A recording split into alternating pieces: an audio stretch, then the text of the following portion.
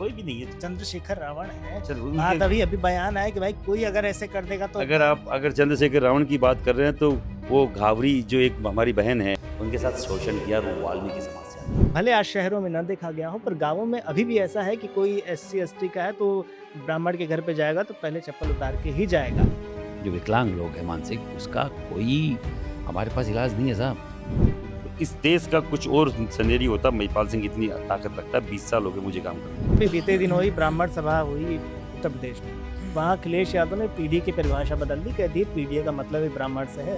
एक आम सुदामा का बच्चा, एक किसान का बच्चा, एक सैनिक का बच्चा वहाँ पढ़ने जाएगा या अपने आप को अपराधी घोषित कराने जाएगा। सोशल मीडिया भरा पड़ा है, आप देखते ही होंगे। उसमें कहा जा रहा है कि भाई ईडब्ल्यूएस में भी तो धांधली होती है। ये बात छोड़िए कि कौन क्या कर रहा है। ईडब्ल्यूएस तो तब काम आएगा, मैं अब बोल रहा हूँ, कि जब आप कॉलेज यूनिवर्सिटी जाओ आपको पढ़ने के अधिकार से वंचित कर दिया जाएगा। ईडब्ल्यूएस क्या कर वाल्मीकि समाज की बात कर रहे थे, क्या वाल्मीकि समाज के लिए भी आप कभी खड़े होंगे उनके ऊपर जो दिक्कतें आई हैं? जनवरी 2026 में एक बिल आया जिसको कहते हैं यूजीसी बिल।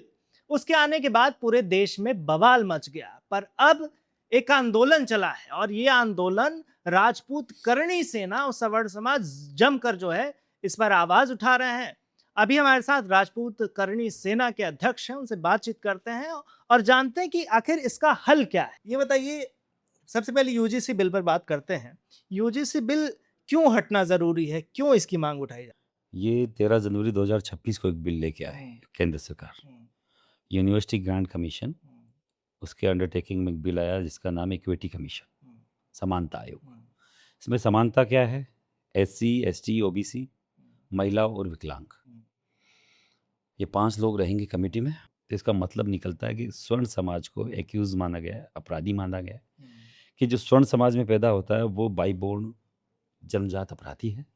उन्हीं के बच्चे ही स्कूल कॉलेजों में अपराध करते हैं, भेदभाव करते हैं, बच्चों के साथ कहीं ना कहीं शोषण करते हैं। उनका ये बोलना है, क्योंकि जो डेफिनेशन है वो ये निकल के आ रही है।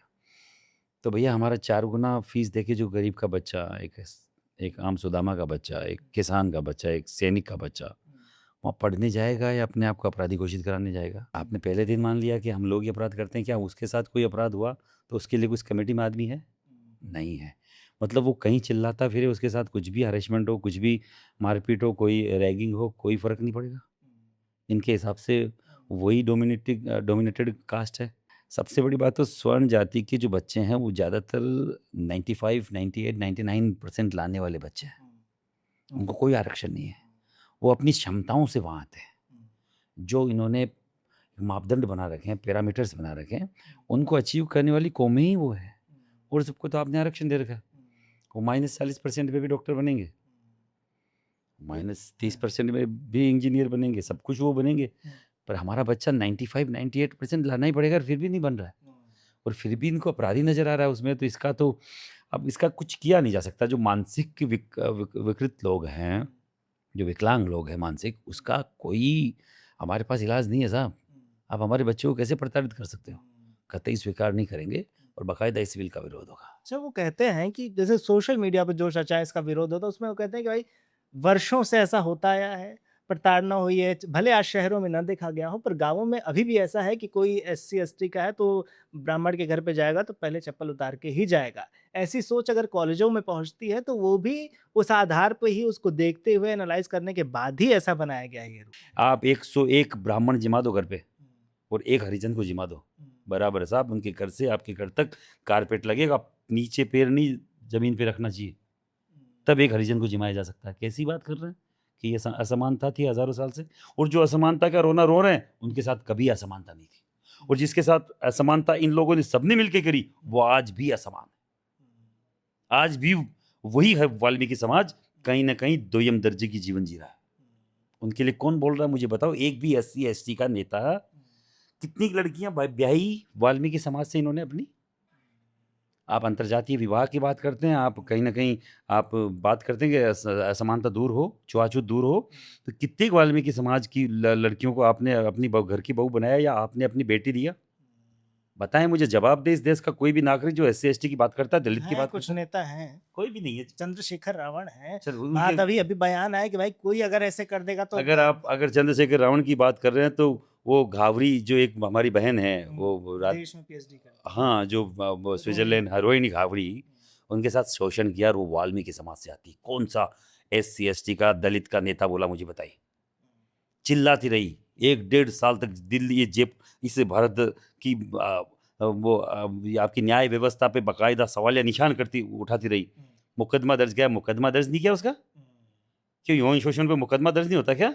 एक हमारी बहन जो विदेश में है, पूरे विश्व में इस बात को रख रही है कि मेरे साथ भारत में भारत का सबसे बड़ा दलित नेता होने का दावा करने वाला चंद्रशेखर रावण, जिसने मेरे साथ साल भर 1.5 साल बाकायदा लिव इन में रह के मेरा यौन शोषण किया है।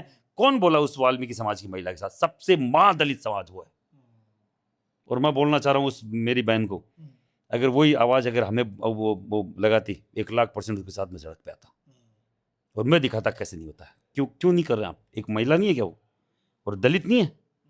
और कोई दलित समाज का व्यक्ति बोला नहीं? इनको इसी तरीके के नेता चाहिए। ये है ही शोषक। हाँ, खुद शोषक होके लोगों पे शोषण का, हर दिन अधिकारियों का आप कहीं ना कहीं धमकाते हैं। आप पे SC ST का मुकदमा लगा दूंगा।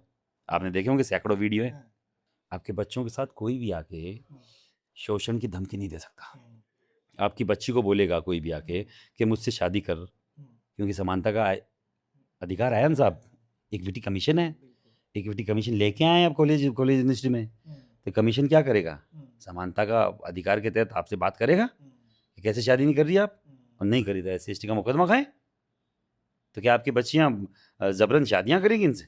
अगर आपको अंतर्जातीय विवाह करना है तो जो नेता हैं वो करें अपनी बेटियों का, हम क्यों करें?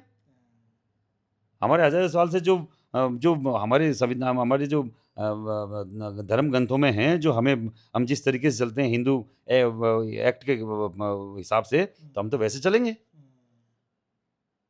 संविधान भी तो 2-3 तरीके से चलता है। मुस्लिम एक्ट अलग है, हिंदू एक्ट अलग है, बाकायदा एक्ट है। धर्म का अपना संविधान है एक तरह से। 80 साल से आपको कोई कुछ नजर नहीं आया, करने को कुछ मिला नहीं, आपने UGC कर दिया। अरे वाह भाई महामूर्खो, कहाँ से आए हो? इस देश को तुम बनाना चाह रहे हो विश्वगुरु, विश्वगुरु गुरु के बच्चों को तुम अपराधी घोषित कर रहे हो। ब्राह्मण जो इस देश में सदियों से गुरु की भूमिका में है, उसके बच्चे को अपराधी घोषित करके तुम विश्वगुरु बन रहे हो। बढ़िया, जो इस देश की GDP को ऊपर लेके जाने का काम करता है, आपके आर्थिक जो आपका जो पूरा सब कुछ है वो ऊपर ले जाने का काम करता है, उसको बच्चों का अपराधी घोषित कर रहे हो। एक सैनिक का बच्चा, एक राजपूत, वो बॉर्डर पे आज भी गोली खाने को तैयार है, आपके लिए लड़ता मरता है, आपको सुरक्षित करता है, उसके बच्चों का अपराधी घोषित कर रहे हो। और आप कुछ भी नहीं करेंगे, केवल आप भारत माता के खिलाफ बकवास करेंगे, आप देश विरोधी नारे लगाएंगे, आप भारत के टुकड़े होंगे वो नारे लगाएंगे, और उनको आप रेवड़ी बांटोगे। हमारे देव देवताओं को गाली निकालोगे, उनकी रेवड़ी बांटोगे, उनके पक्ष में आप प्रधान के शिक्षा मंत्री को इस्तीफे कराओगे। वाह भैया पद्धति। ऐसे कौन से ये आए हैं नेता, रात को 12 बजे उठ के आप माफिया मांग रहे हो और आपकी माँ को ये गाली निकाल रहे हैं। और यही काम अगर कोई स्वर्ण कर चुका होता, पूरे देश में विश्व में अभी छाती पीट पीट के मर चुके होते। देखो अगड़ों ने क्या बोल दिया, देखो इन स्वर्णों ने क्या बोल दिया, और देखो ये ब्राह्मणवाद की छाती पे हम इसलिए चढ़ते थे। ब्राह्मणवाद भारत छोड़ो, ठाकुरवाद भारत छोड़ो। क्यों छोड़ो भारत? तुम्हारे बाप का है क्या भारत? हजारों साल से सर कटाएं, 3-3 4-4 पीढ़ियाँ विधवाएं देखी हमने हमारे घर पे। 32 लाख 32 हज़ार 16 हज़ार महिलाओं ने जौहर किया है इस देश के लिए। तब हम लोग हैं किसी के गढ़ के लिए कंगूरे? बताओ मुझे एक भी। वो हमारे खून के कतरे कतरे से बना सीमेंट ईटा गारा का मकान भर नहीं है जो बोल रहे हैं कि ये इन्होंने वो किया, इन्होंने ये किया। एक एक खून के कतरे से बने हुए वो गढ़ किले हैं जो आज भी स्टैंड करते हैं हजारों साल से। इनकी बाप की औकात नहीं, उनके कली कुछ भी करा ले गया, रंग रोशन भी करा ले गया, उनका रिनोवेशन की इनके हाथ में नहीं है। ले लिया तो क्या हुआ? गिरा दिए सालों ने। ऐसे गिरा नहीं सकते थे अवैध बता के, तो वैसे हाथ में लेके गिरा दिए। पर अब कई नेता जो है सपोर्ट में आ रहे हैं। भी बीते दिनों ही ब्राह्मण सभा हुई उत्तर प्रदेश में, वहाँ अखिलेश यादव ने पीढ़ी की परिभाषा बदल दी, कह दी पीढ़ी का मतलब ही ब्राह्मण से है, पिछड़ा ब्राह्मण जो है वो पीढ़ी के अंतर्गत आता। अभी तो सबकी सुर बदलेंगे, बाकायदा इनके तौर तरीके भी बदलेंगे। 80 साल से सोया हुआ ब्राह्मण, सोया हुआ बनिया, सोया हुआ राजपूत, कायस, भूमियार, पाटीदार, जगह तो अभी है, पहली बार तो जगह है झक जाएगा। साहब। हर 6 महीने में कुंभकर्ण जगता था, क्या मालूम हमें 80 साल लग गए, पर जगह है, तभी तो जयपुर की धरती पे जल चला था, लाखों लोग आपने देखे। मैं तो घर घर गया नहीं पीले चावल लेने, मैं तो केवल 800 किलोमीटर की यात्रा करके 1800 गाँव से होते हुए 50-60 कस्बों से होते हुए आया हूँ। लगी जगह ना लोगों को मालूम ही नहीं है यूजीसी क्या है, बताओगे क्या आपके बच्चों के भविष्य के लिए काला कानून है, एक डेथ सर्टिफिकेट है, मृत्यु प्रमाण पत्र। ईडब्ल्यूएस की भी बात हुई। ईडब्ल्यूएस पे कहा गया कि आपने जो मांग रखी उस पर भी जो है एक क्रॉस क्वेश्चन बन जाता है। सोशल मीडिया भरा पड़ा है, आप देखते ही होंगे। उसमें कहा जा रहा है कि भाई ईडब्ल्यूएस में भी तो धांधली होती है। जो सवर्ण जो है उस लायक वो भी ईडब्ल्यूएस फर्जी सर्टिफिकेट बनवा के उसका लाभ ले लेता है। तो फर्जीवाड़ा तो हर जगह है। देखिए ईडब्ल्यूएस का लाभ तो तब मिलेगा जब आप यूजीसी से लड़ाई करोगे। ये ईडब्ल्यूएस कर रहे हैं ना, पहले तो उनको मैं बोलना चाह रहा हूँ मेरे भाइयों, ये ईडब्ल्यूएस भी हमारे कारण से ही आया था, समझ रहे हैं? यही वो करनी सेना है जिसने राजस्थान, मध्य प्रदेश, छत्तीसगढ़ हराया था 2018 में। कमल का फूल हमारी भूल, हमने ही नारा दिया था। ये वही महिपाल सिंह है, वही कालवी साहब की ये सेना है, और हम लोग स्टैंड पे रहे। 3 स्टेट हराए, बिना मांगे ईडब्ल्यूएस आया था। पहली बात तो ये क्लियर कर दूं। दूसरा, यहाँ सरलीकरण भी हम लोगों ने ही करवाया था, स्वयं कांग्रेस की सरकार थी, तो सरलीकरण हमने कराया। अब केंद्र की जो बात हम बोल रहे हैं वो मांग भी हमने बहुत जगह रखी। मैंने 2-4 बड़ी रैलियां करी, उदयपुर में 3-4 लाख लोग की रैलियां करी, दिल्ली में जंतर मंतर, दिल्ली के आपके रामला मैदान में मैंने इसी ईडब्ल्यूएस के सरलीकरण केंद्र में हो इसको लेकर रैली करी है। तो ये बात छोड़िए कि कौन क्या कर रहा है, ईडब्ल्यूएस तो तब काम आएगा, मैं अब बोल रहा हूँ, कि जब आप कॉलेज यूनिवर्सिटी जा पाएंगे। आपको पढ़ने के अधिकार से वंचित कर दिया जाएगा, ईडब्ल्यूएस क्या करोगे? ईडब्ल्यूएस के सर्टिफिकेट को लगाओगे चौराहे पे चिपका के मुंह पे थोपड़े पे लगाए घूमोगे क्या? हम ईडब्ल्यूएस में आते हैं। ईडब्ल्यूएस तब काम करता है, आप पहले तो गाय और गाय का दूध निकालना समझो, कि गाय लाए हो, गाय को चराओ, दूध निकालो, मक्खन बहुत बाद में आएगा।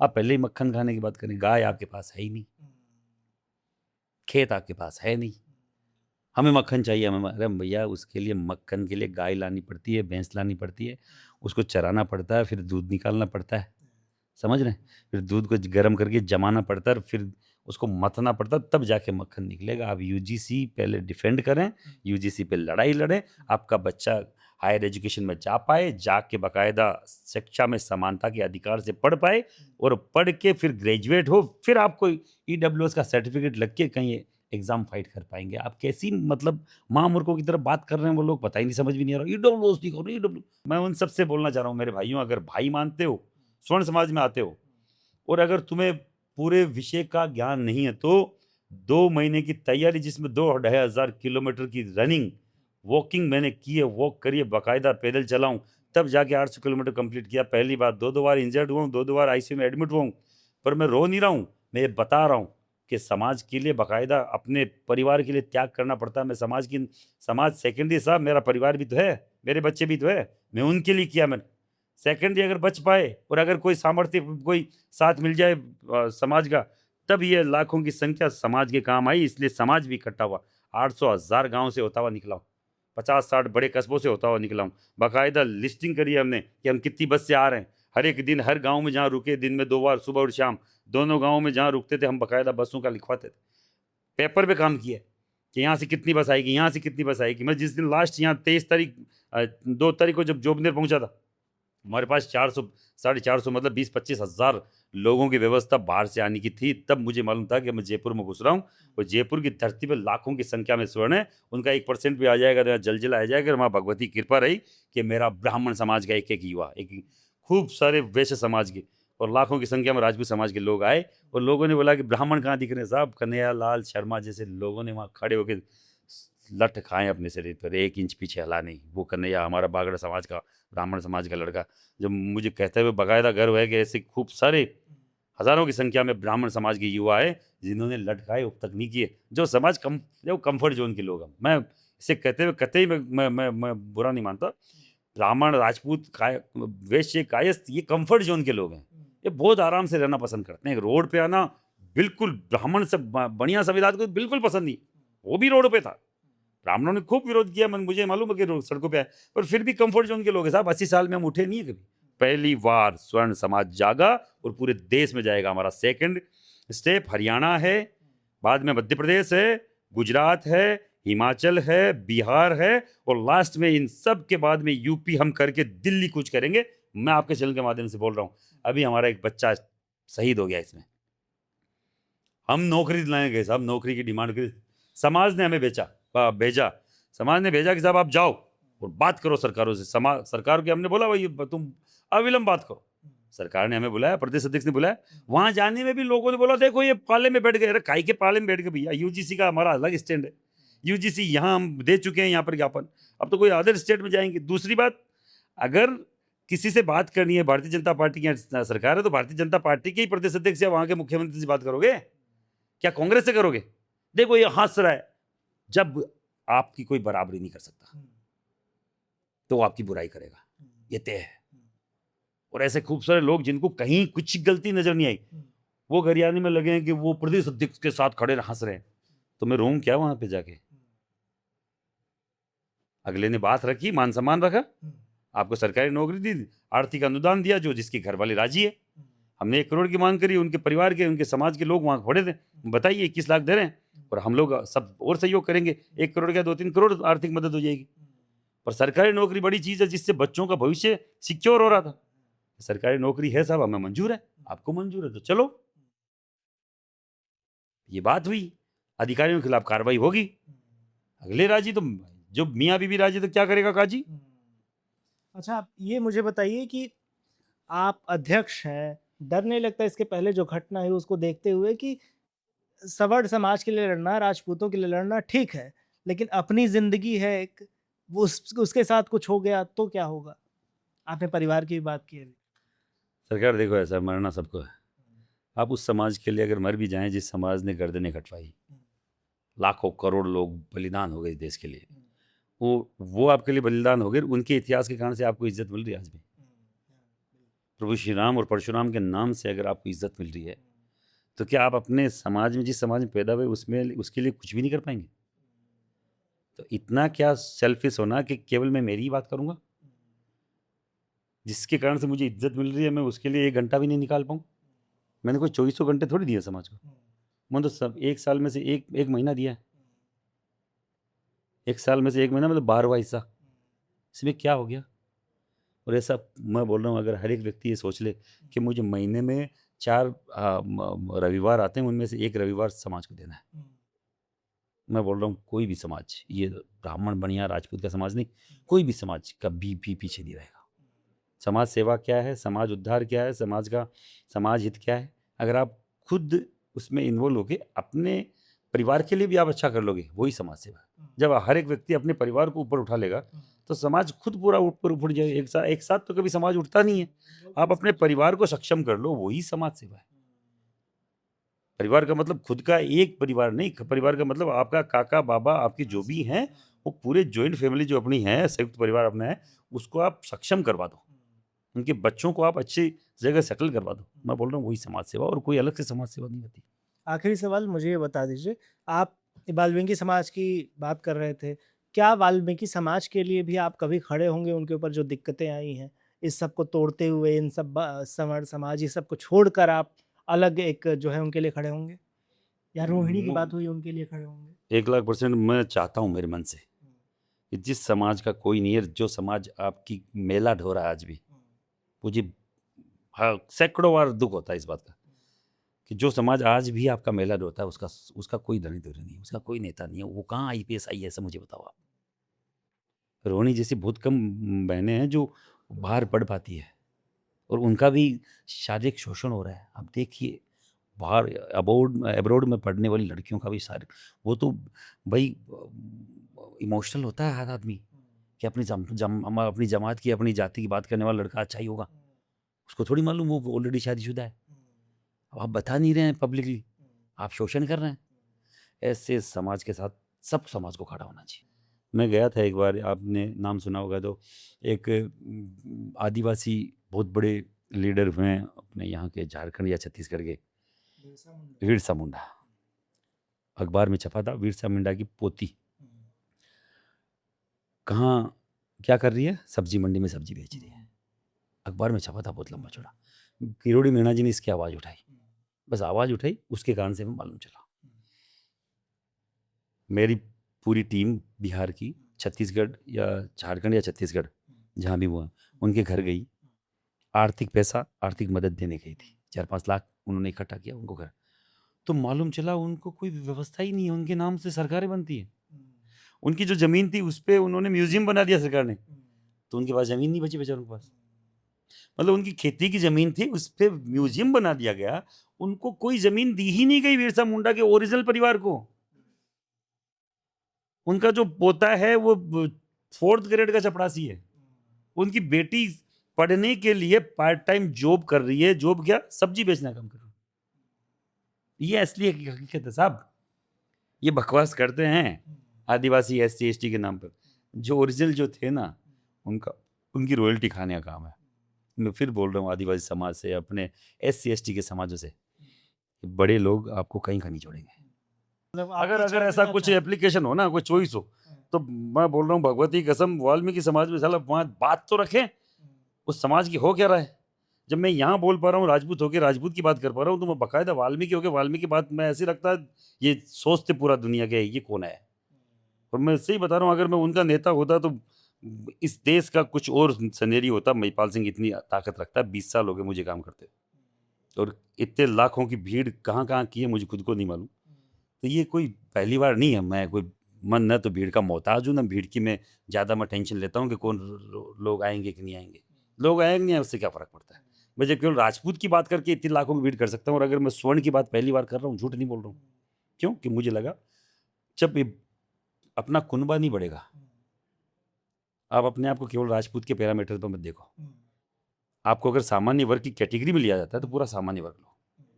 आपसे OBC वर्ग जुड़ा हुआ है तो फिर OBC को भी साथ लो। और अगर SC ST भी आपका हिंदू धर्म के हिसाब से आपका भाई माना जाता है, तो उनको भी आपको साथ लेना चाहिए। पर वो आए तब उनको लगे कि ये हमारे हितों के लिए बात कर सकता है। मैं बोल रहा हूँ, इससे बढ़िया काम कुछ नहीं हो सकता। ये जातिगत बात, भेदभाव, जातिगत नाटक ये बंद होंगे तभी देश का उद्धार होगा, नहीं तो ये पार्टियां होने देंगे नहीं। और इस जहर जातिगत घोल घोल के आपको केवल बांट रही है, इस देश का बंटा ढार कर रही है। एजुकेशन के नाम पे सब कुछ जीरो है, आपके टैलेंट के नाम पे टैलेंट देखा नहीं जा रहा। टैलेंट बाहर जाता है, कभी अमेरिका, कभी लंदन, कभी ऑस्ट्रेलिया, वहाँ जा रहा है आपका टैलेंट। यहाँ रुकता कौन है? क्योंकि यहाँ कोई वेटेज नहीं है, आपको कोई सुविधा नहीं है, आपको प्रायोरिटी नहीं है। टैलेंट को पूछ कौन रहा है? यहाँ तो जाति के प्रमाण पत्र के हिसाब से सरकारी नौकरी लग रही है। तो साहब, टैलेंट जब इस देश में पूछा जाएगा, इस देश जितना टैलेंट पूरे विश्व में कहीं नहीं है। आप 10 साल नहीं लगेंगे आपको विश्व गुरु बनने में, पर इस आधार पर नहीं बन पाओगे। कतई जातिगत जो आपका जहर है, आप कॉलेज स्कूल में साहब जाति देख के मित्र बनाते हो क्या? आपका अगर बचपना गुजरा स्कूल में, आपने देखा होगा, कोरा कागज होता है बच्चा, मन मिलता है उससे लड़ता है, मन मिलता है उससे मित्रता करता है। चाहे माँ बाप कितना ही रोक ले कि उसके साथ नहीं रहेगा, फिर भी चुपके से जाएगा। मित्रता वो एक रिश्ता होता है। इन्होंने उसमें भी जहर भर दिया कि जाति देख के करनी पड़ेगी, नहीं तो कोई क्या मालूम कौन मुकदमा लगा देगा, SC ST का मुकदमा दर्ज हो जाएगा। साहब, ऐसी काले कानून से देश को बचाएं। और प्रभु से निवेदन है, हे मोदी जी, आपको सद्बुद्धि दे, इसको वापस लो। बहुत अच्छे काम किए आपने। अब ये काम करके क्यों आपकी स्वर्ण प्रतिमा लगनी थी, क्यों अब कास्ट की भी नहीं लगेगी? 1000 अच्छे काम करके, एक बुरा काम करके, पूरे अच्छे कामों की पूरी फहरिस्त पे आपने पानी फेरने का काम किया, जो कतई नहीं होना चाहिए था। हमेशा हम लोग UGC का विरोध करते रहेंगे। बिल्कुल। तो देखिए, तमाम मुद्दों पर क्लियरिटी उम्मीद है मुझे कि आपको हो गई होगी। अभी भी नहीं हुई तो जो भी आपके सवाल हैं हमें कमेंट बॉक्स में ज़रूर बताइएगा। तब तक देखते रहिए राजस्थान 1।